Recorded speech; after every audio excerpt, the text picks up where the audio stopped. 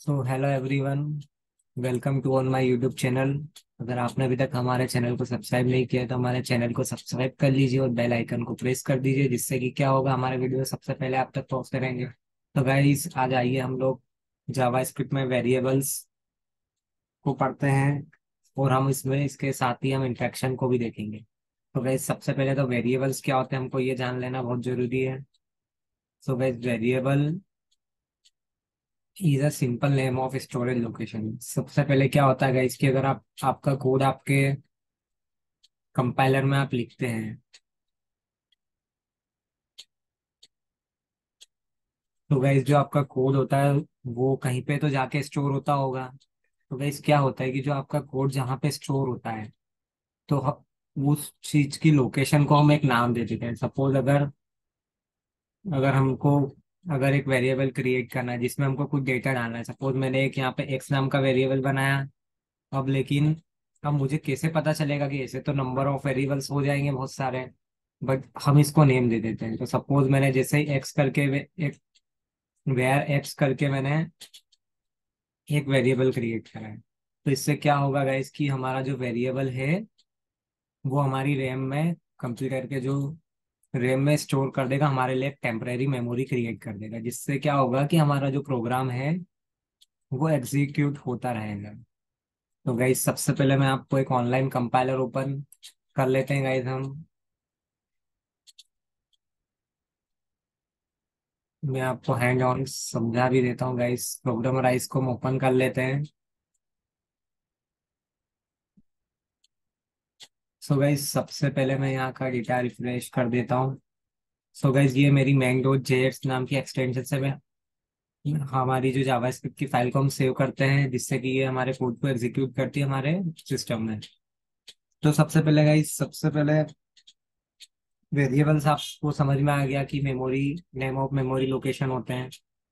But JavaScript में variable को declare करने के लिए, सपोज आपने एक वेरिएबल लगा दिया है कि आपने ए नाम का एक वेरिएबल ले लिया है और उसमें वैल्यू को स्टोर करा दिया है 10।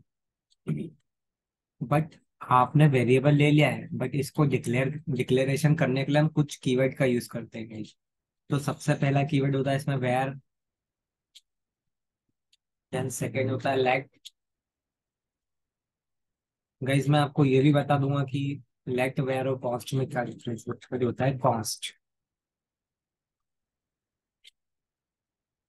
गाइज ये तीनों ए नाम के वेरिएबल मैंने बनाए हैं, late, var and cost.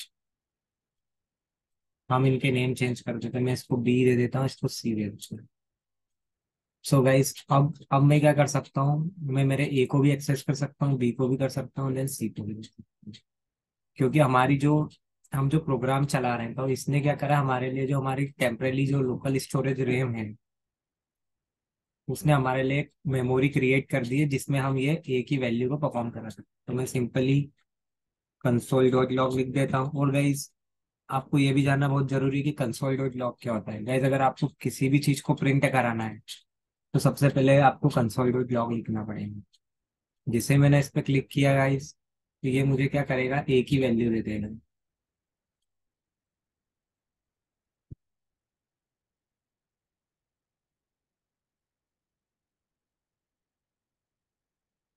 Line programmer, guys कुछ एरर आ रहा है, तो मैं क्या करता हूँ, इस कोड को कॉपी कर लेता हूँ। देन सिंपल दूसरे हम जावा इसको ऑनलाइन कंपाइलर में ओपन कर लेते हैं। सपोज हम वन कंपाइलर में ओपन कर लेते हैं हमारे कोड को। तो ये रहा गाइस हमारा कोड, ये रही हमारी इंडेक्स डॉट जेएस नाम की फाइल।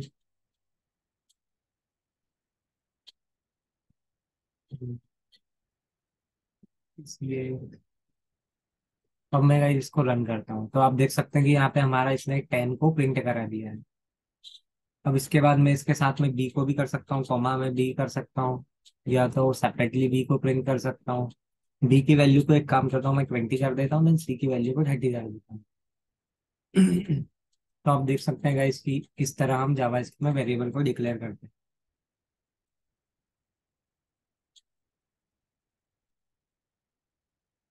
सपोज अगर मेरे को कुछ प्रिंट कराना है, तो मैं कंसोल सिंपली लिख दूंगा, console dot log hello world. So guys ये होता है प्रिंट स्टेटमेंट होता है जो कंसोल डॉट लॉग होता है, तो इसके थ्रू हम प्रिंट कराते हैं। तो आप देख सकते हैं इसने हेलो वर्ल्ड हमको प्रिंट करा दिया। सपोज अगर ये हेलो वर्ल्ड को भी मैं एक वेरिएबल में स्टोर कराना चाहता हूँ, तो मैं लेट इसको करा सकता हूँ, लेट इसको मैं डी बना देता हूँ। तो मैं क्या करता हूँ गाइस, इस डेटा को पूरा यहाँ पे से उठा के डी में पेस्ट कर देता हूँ। कंट्रोल एक्स किया, कंट्रोल वी किया, और यहाँ पे मैंने डी करा। तो इसने क्या करा कि जो हमारा यहाँ का जो डेटा, ये डेटा को हमने ये वाले वेरिएबल में स्टोर करा डी को, और अब हम क्या करा रहे हैं, डी को प्रिंट करा रहे हैं। तो अब मैं डी को जैसे प्रिंट कराऊंगा, तो ये हेलो वर्ल्ड वापस से मेरे को प्रिंट करा के दे देगा। हेलो वर्ल्ड हेलो भी मैं आपको बता देता हूँ, तो आप देखिए अभी हेलो वर्ल्ड है, देन हेलो वर्ल्ड हेलो दे दिए। तो ये होता है हमारा वेरिएबल। अब वेरिएबल डिक्लेरेशन में गाइस तीन चीजें आती है, लेट, वेयर एंड कॉन्स्ट। तो सबसे पहले लेट, वेयर और कॉन्स्ट, ये तीनों में क्या डिफरेंस है और हम इनका क्या यूज है, हम उसके बारे में बात करते हैं। तो सबसे पहले हम गाइस वेयर के बारे में हम बात। वेयर क्या होता है, वेयर जो हमारा ES6 के पहले इसका यूज होता था। बट क्या हुआ कि जब से 2015 में एक नया अपडेशन आया है, रिवीजन आया है जावास्क्रिप्ट का, तो उसके बाद से हमने वेयर का यूज बंद कर दिया और लेट और कॉन्स्ट का यूज चालू कर दिया है। वेयर का यूज इसलिए बंद कराएगा इस कि ये ग्लोबल स्कोप वेरिएबल है, आप इसको कहीं से भी एक्सेस करेंगे, ये हो जाएगा। सपोज अगर आपको एक फंक्शन आपने बनाया है, मैं फंक्शन लिख देता हूँ, फंक्शन का नाम लिख देता हूँ हेलो, हाई लिख देता हूँ, कुछ भी नेम दे देता हूँ फंक्शन का।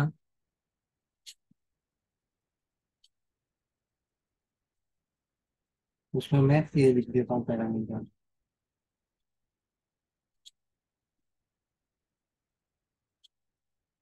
ये तो गाइज अभी फंक्शन को तो मैंने आपको बताया नहीं है, तो मैं एक काम करता हूँ, मैं डायरेक्टली आपको एक वेरिएबल वेयर नाम का वेरिएबल बना देता हूँ, var b equals to hello.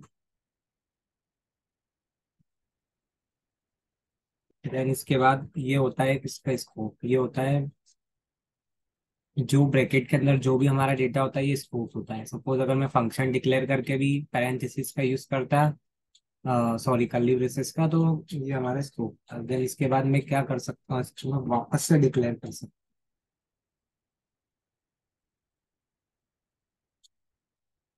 हूँ। सपोज मैंने यहाँ पे, अब आप बोलेंगे क्या मजा है क्योंकि आपने इसमें भी ये वैल्यू स्टोर कर दी, इसमें भी ये वैल्यू स्टोर कर दी।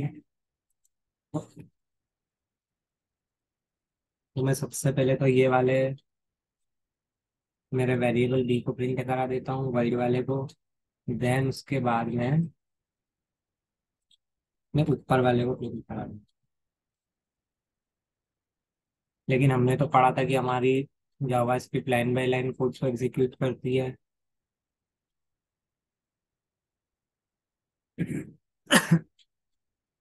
तो आप देख सकते हैं इसने क्या करा, इसने क्या करा कि हमारा, इसने वर्ल्ड तो इसने प्रिंट करा दिया, बट इसने हमारे हेलो को भी चेंज कर दिया। ये एरर आता था। सपोज अगर मैं यहाँ पे फंक्शन डिक्लेयर करता और उसका वेरिएबल नेम सेम रहता मेरा, तो ये हमारा मेरा वेर क्या करता, मेरे फंक्शन में जो मैंने चेंजेस करे हैं वो मेरे फंक्शन के बाहर भी चेंजेस कर देता। और अगर सपोज अगर मैं इसी को मैं कॉपी करता हूँ, इसी एग्जांपल को, इसको अगर मैं लेट के साथ करता हूँ, उसको हम कमेंट आउट कर देंगे। ये सिंगल लाइन कमेंट होता है गाइस, मल्टी लाइन भी मैं इसके बाद बताता हूँ आपको। सपोज अब मैंने यहाँ पे, सपोज अगर मैं इसको लेट कर देता हूँ, तो लेट, लेट को हम क्या कर सकते हैं,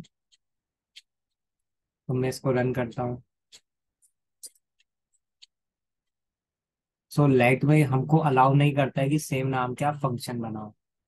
बट अगर मैं यहाँ पे भी लेट को डिक्लेयर करके रन करता हूँ, तो ये दे देगा। क्यों? क्योंकि ये जो है ये एक अलग स्कोप है, ये हमारा फंक्शनल स्कोप है, और ये जो हमारा है ये ग्लोबल स्कोप में आता है, जो हमारे स्कोप के बाहर की वैल्यू है। तो उसने पहले क्या करा, इसने पहले वर्ल्ड को प्रिंट किया गाइस, आपने देखा होगा उसने पहले, क्योंकि मैंने पहला प्रिंट स्टेटमेंट क्या दिया था, कंसोल डॉट लॉग बी, और ये वाले इसने कौन से बी को प्रिंट किया, वर्ल्ड को। देन उसके बाद इसने किया हेलो। तो गाइस आप इसमें क्या कर सकते हैं, आप इसको लेट को रीडिक्लेयर नहीं कर सकते हैं। कैसे, सपोज अगर मैंने यहाँ पे लेट बी लिखा है, इसको भी मैं कमेंट आउट कर देता हूँ, बट मैं इसको मल्टी लाइन कमेंट से करता हूँ। तो मल्टी लाइन कमेंट के लिए हम स्लैश स्टार का यूज करते हैं, देन एंड में भी हम स्टार स्लैश का यूज करते हैं। तो ये हो गया हमारा मल्टी लाइन कमेंट। अब गाइज इसके बाद हम क्या है कि हम लेट को,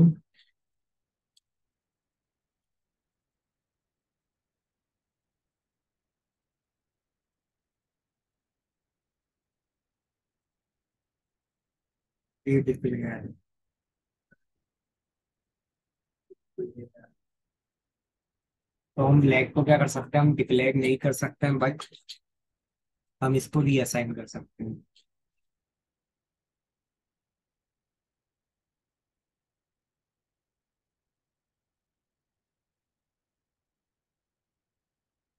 रीअसाइन इज डन बाय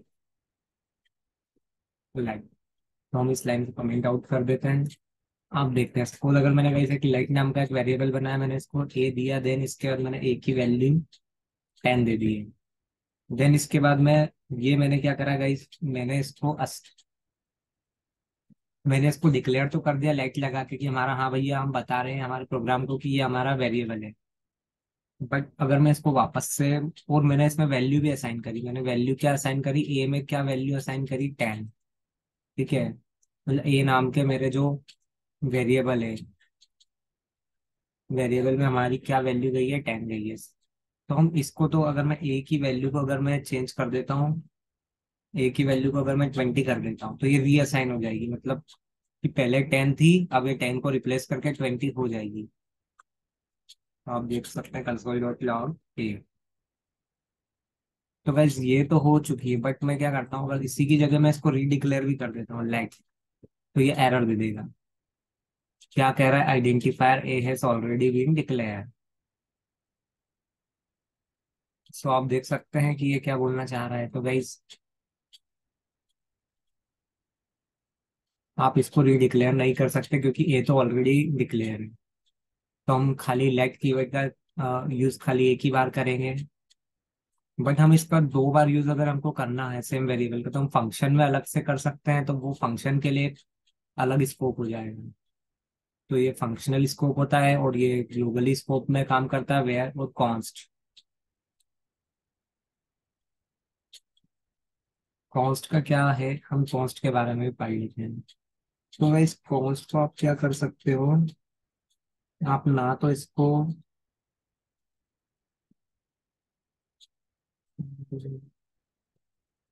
ना ही इसको रीडिक्लेयर कर सकते हो, ना ही रीअसाइन कर सकते हो। इसमें क्या, लेट को आप रीअसाइन तो कर सकते हो, जैसे आपने यहाँ पे वैल्यू चेंज करी है तो आप कर सकते हो, बट मैं आपको बताता हूँ कॉन्स्ट। कॉन्स्ट से हमने वेरिएबल डिक्लेयर कर दिया हमारा, सपोज ए को तो मैंने ले लिया, मैं बी ले लूँ, बी, बी इक्वल्स टू मैं ले लेता हूँ 20। मैंने बी की वैल्यू अगर 20 कर दी है, तो बस सिंपल सा मैं इसको प्रिंट करा देता हूँ कंसोल डॉट लॉग।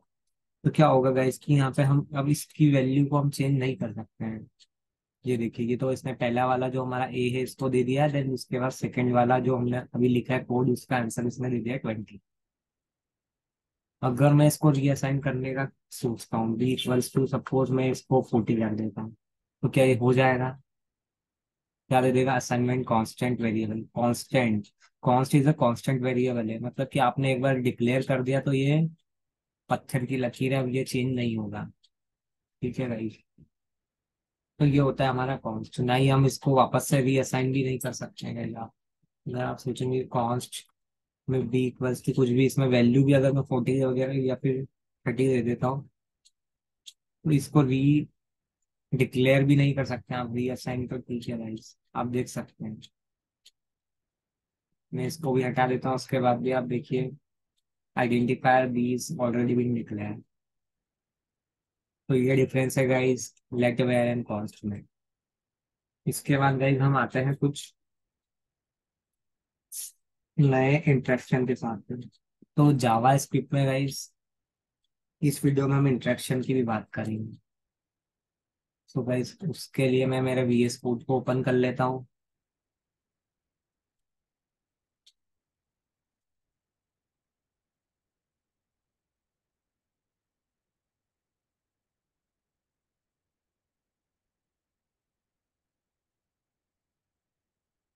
कोड को मैं रिमूव कर देता हूँ। लेकिन गाइस आप देख सकते हैं, हम आते हैं यहाँ पे। पहले तो हम चेक कर लेते हैं कंसोल जो लॉग करके कि हमारा वीएस कोड परफेक्टली वर्क कर रहा है कि नहीं। आई लिख के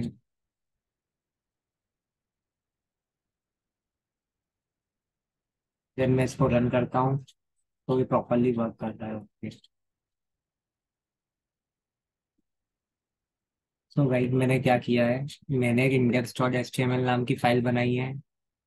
अब H T M L file को जैसे ही आप index dot H T M L नाम से सेव करोगे तो ये क्या होता है गाइस, कि जैसे मैं इसको ओपन करूंगा तो ये मेरे डायरेक्ट ब्राउजर में मुझे शो होने लग जाएगा। कैसे शो होगा, मैंने इसको ओपन विथ लाइव सर्वर कर दिया है, तो ये देख सकते हैं आप। मैं इसको बंद कर देता हूँ मेडिटेशन को, तो ये हेलो मुझे बताएंगे। तो सपोज हम शुरू से स्टार्ट कर रहे हैं, तो हम स्टार्टिंग से सारी चीजें सीखते हैं गाइस। तो मैं सबसे पहले मेरे वीएस कोड को क्लोज कर देता हूँ। अब मैं कंट्रोल शिफ्ट एन के साथ में एक न्यू फोल्डर मेरे डेस्कटॉप पे क्रिएट कर लेता हूँ। मैंने एक फोल्डर क्रिएट करा है सिंपली। तो गाइज मैं इसको जेएस ट्यूटोरियल के नाम से सेव कर लेता हूँ फिलहाल में, हम लोग क्योंकि जेएस कर रहे हैं। तो ये मेरा हो गया जेएस। तो गाइज आप भी आपके सिस्टम में सबसे पहले तो एक फोल्डर क्रिएट कर लीजिएगा, फिर उसके बाद वीएस कोड अगर इंस्टॉल है तो उसके बाद आप इसके लेफ्ट क्लिक कीजिएगा और ओपन विद कोड कर लीजिएगा। अब क्या होगा, यहाँ पे आप देख सकते हैं न्यू फाइल और न्यू फोल्डर, आप यहीं से आपकी फाइल को क्रिएट कर सकते हैं। तो मैं सिंपली आपको बता देता हूँ कि हमको इस पे प्रैक्टिस कैसे करना है इस पे। तो इसके लिए मैं सिंपली एक फाइल कर पहले क्रिएट कर लेता हूँ, इंडेक्स डॉट, आप किसी भी नाम से फाइल कर सकते हैं बट उसकी extension H T M L रखेंगे। अब H T M L extension रखने से क्या होगा गाइस, इससे ये होगा कि हमारा जो भी कोड हम लिखेंगे वो हमको ब्राउजर पे शो होगा। अब मैं शिफ्ट के साथ एक्सक्लेमेशन का यूज करूंगा और इंटर करूंगा, तो मेरे पास गाइस पूरा बॉयलर प्लेट आ गया है। देन मैं आपको बताता हूँ, अगर मैं बॉडी में एक हेडिंग लिखना चाहता हूँ H1, hello this is JS tutorial, खाली इतना करके मैं सेव करूंगा और इसको ओपन विथ लाइव सर्वर कर दूंगा। तो आप देख सकते हैं कि इसने मेरे लिए एक पेज दे दिया है। अब हम इसकी जावा स्क्रिप्ट को कैसे चेक करेंगे वो भी मैं आपको बता दें। और इसमें और हमको इंटरेक्शन के पढ़ने के लिए मैं इसकी हेडिंग एरो चेंज कर देता हूँ, इंटरेक्शन है, H2 में लिख देता हूँ interaction, JS interaction. So guys इसमें कुछ ब्राउजर में कुछ फंक्शनैलिटी दे रखी है जावा स्क्रिप्ट के लिए, तो उसको हम बोलते हैं इंटरेक्शन। सो इसमें मैं यूएल ले लेता हूँ, इसमें एल ले लेता हूँ, या तो मैं इसको ओएल कर देता हूँ।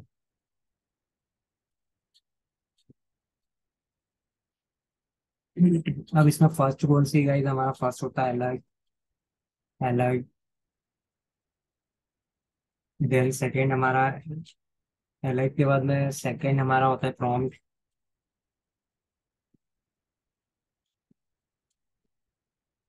देन थर्ड होता है कंफर्म। कंफर्म को भी मैं एल टेबल में ले लेता हूँ।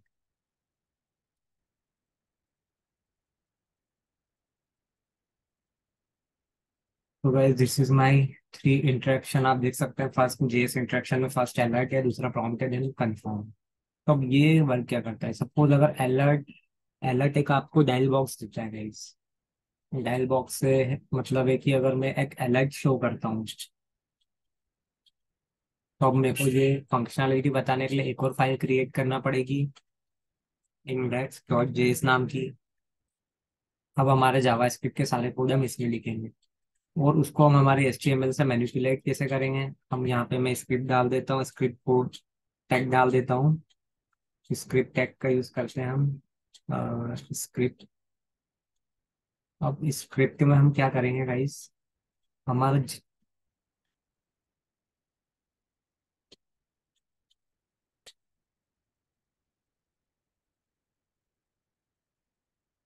HTML में हमने स्क्रिप्ट टैग डाला है, और उसमें हम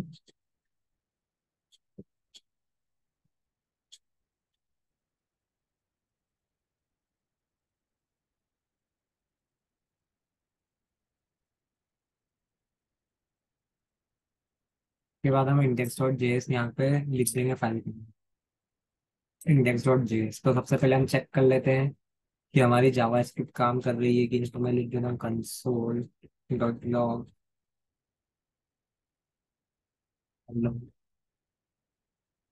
अब हमको इसको चेक करने के लिए इंस्पेक्ट को ओपन करना पड़ेगा, और उसके बाद कंसोल में मैं रिफ्रेश करता हूँ पेज को। तो 5 मैसेज क्या प्रिंट हो रहे हैं। मैंने इसको सेव किया, देन रिफ्रेश किया।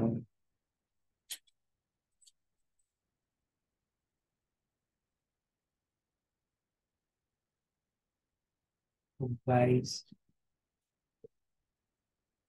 एक्चुअली गाइस SRC में स्क्रिप्ट टैग ये तो सही है गाइस, बट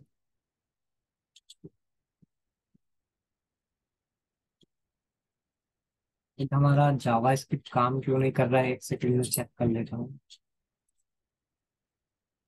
मैंने इसको लिंक तो कर दिया है। index.js नाम की हमारी फाइल है, जिस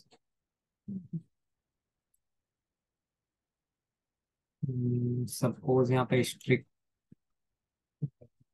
मैं इसको डबल कोट्स में लिख के देखता हूँ। हेलो, कंट्रोल S करा है मैंने।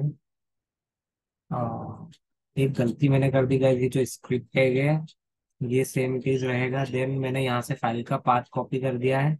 अब ये जो मेरा कोड है इसको हम लिखेंगे index.js पे। तो इससे क्या होगा,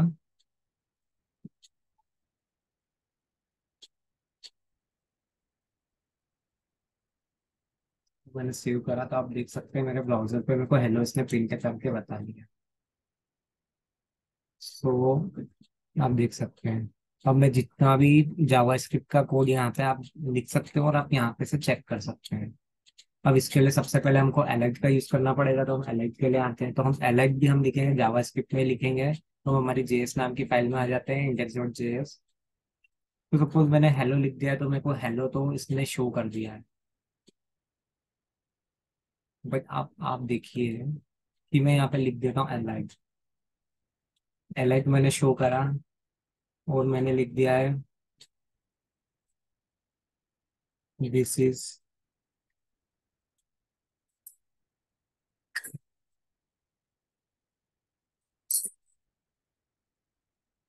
this is going to wrong. कुछ भी लिख सकते हैं आप, जो आपकी इच्छा हो।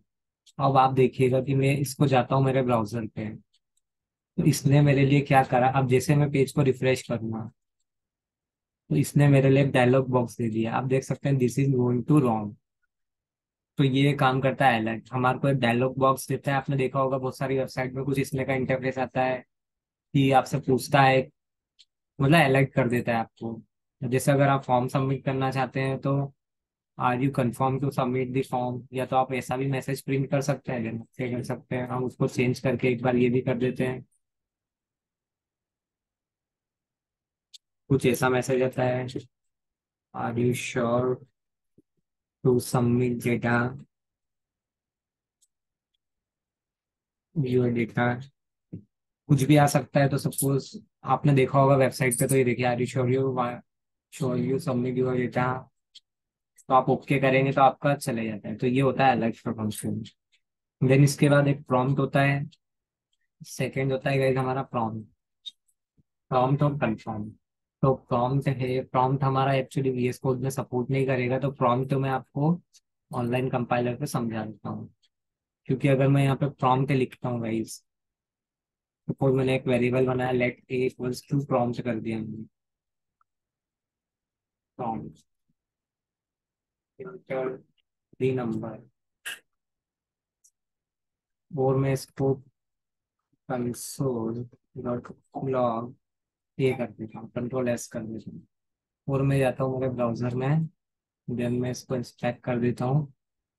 वो कंसोल में जाता हूँ तो आप देखिए मैं जिससे रिफ्रेश करता हूँ, इसने मुझे हेलो तो दे दिया है और इंटर द नंबर। तो गाइस ये प्रॉम्प्ट भी हमारा इसमें वर्क कर रहा है ऑनलाइन कंपाइलर पे, बट मैं इससे आपको ज़्यादा बेटर तरीके से समझा सकता था। तो सपोज अगर गाइस आप एक प्रोग्राम लिखना चाहते हैं, सपोज अगर आप यूजर से पूछना चाहते हैं आपसे वेब पेज पे कि अगर आपकी सपोज अगर आपकी, मैं इसको डिसेबल कर देता हूँ, सबसे पहले तो मैं अलर्ट भी डिसेबल कर देता हूँ। सबसे पहले कि आप गाइस चाहते हैं कि आपकी वेबसाइट, अगर आप कुछ एडल्ट्स वगैरह की वेबसाइट है आपकी, तो आप चाहते हैं कि इसमें अगर मतलब कि जो हमारे स्टूडेंट हो या फिर जिनकी एज 18 से ऊपर हो वही इस वेबसाइट में ओपन करना चाहें, तो आप वो भी करवा सकते हैं। सपोज मैं फंक्शन लिख देता हूँ लाइक ए, तो मैं क्या करता हूँ इफ, मैं फंक्शन एक स्टेटमेंट देता हूँ age greater than equal to 18, अगर जो भी व्यक्ति है उसकी एज ये है,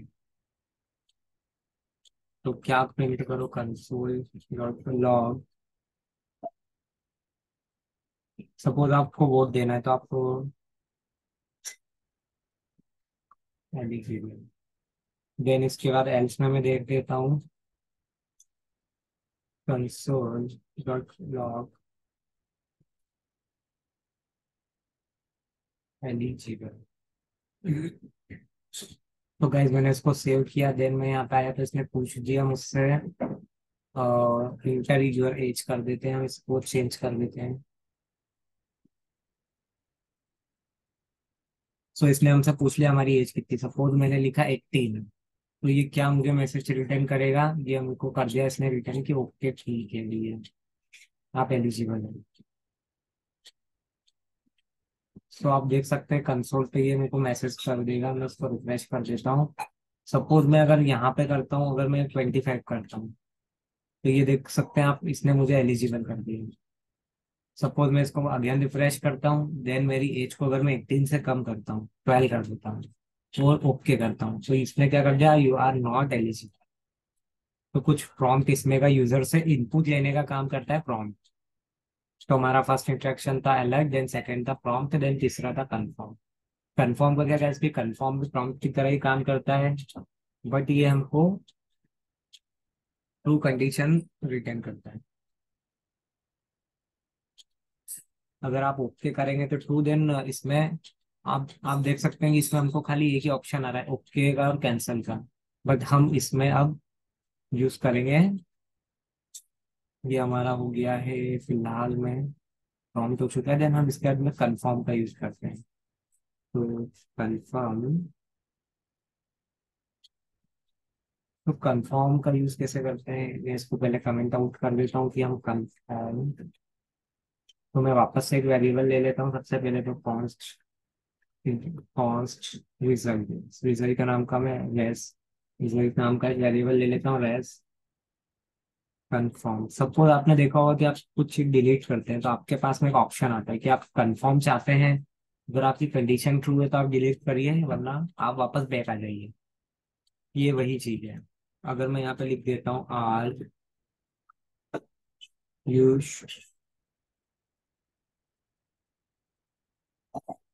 are you want to delete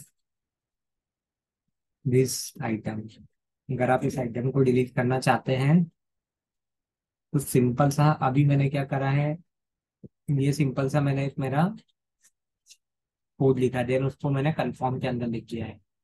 अब मैं सिंपल सा इसको कंट्रोल लॉक करा, और मैं यहाँ पे करा देता हूँ रिजल्ट और एस। अब मैंने इसको सेव किया, देन मैं ब्राउजर पे आता हूँ guys, where is our browser, हम इसको वापस से लाइव सर्वर ऑन कर लेते हैं हमारा।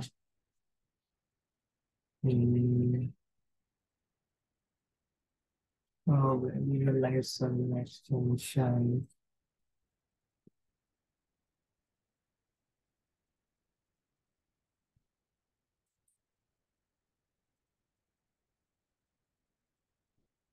लेवल 4 5000, वो ऑनलाइन। तो मैं इसको नीचे आप देख सकते हैं, इसने मुझसे क्या पूछा, are you want to delete this item. मैं ओके कर दूंगा तो इसका मतलब कि ओके आप कर सकते हैं। देन उसके बाद इसने मुझे क्या करा, इस जब तक मेरा ये डेटा नहीं आया था इसने मेरे इस पेज को रोक रखा था। देन उसके बाद इसने मेरा डेटा रिटर्न कर दिया। इंस्पेक्ट करके हम देख लेते हैं। कंसोल ओपन किया मैंने तो इसने देखो, अभी इसने मुझे ट्रू रिटर्न करा है। जैसे मैं वापस से रिफ्रेश करता हूँ, मैं कैंसिल करता हूँ, तो ये मुझे फॉल्स रिटर्न करेगा। ठीक है, तो ये कह देना चाह रहा है कि आप डिलीट नहीं करना चाहते, नहीं मतलब फॉल्स, और आप डिलीट नहीं करना चाहते। तो अगर आप चाहते हैं तो आप इसको फॉल्स कर लीजिए। देन मैंने ओके करा फॉल्स, देन इसने मेरी वैल्यू को ट्रू कर दिया। सो गाइज ये हमारा इंटरेक्शन था। देन इसके बाद वेरिएबल्स हमने पढ़े हैं। वेरिएबल्स हमारे क्या होते हैं, कंटेनर्स होते हैं, एक तरह के बॉक्स होते हैं। जैसे आपके रूम में आपने देखा होगा कि कुछ आपके रूम में स्पेस होती है, तो आप उसको सब चीजों को अलग अलग अरेंज करने के लिए आप अलमीरा बनवाते हैं, देन आप शेल्फ बनवाते हैं, देन सबकी कैटेगरी अलग अलग करते हैं, तो वो होते हैं और उसका आप नाम रख देते हैं। सपोज आपको बुक शेल्फ है तो बुक शेल्फ है, आपका जो टेबल रहती है जिसपे डेटा रहता है, देन अलमीरा में कुछ क्लॉथ वगैरह रहते हैं, कबर्ड में रहते हैं, तो वो उनके नेम हो गए। तो ये इस टाइप का स्ट्रक्चर होता है हमारे वेरिएबल्स का। तो गाइज हमने हमने स्कोप पढ़ लिया है, देन वेरिएबल पढ़ लिया है, और उसके बाद हमने इंटरेक्शन पढ़ लिया है। इसके बाद हम नेक्स्ट वीडियो में डेटा टाइप्स पढ़ेंगे कि हमारे कितने तरह के डेटा टाइप्स होते हैं और ऑपरेटर्स होते हैं। So guys thank you so much for watching my video. अगर आपको हमारा ये वीडियो पसंद आता है तो प्लीज सब्सक्राइब कीजिए हमारे चैनल को, शेयर कीजिए अपने फ्रेंड्स को। Thank you.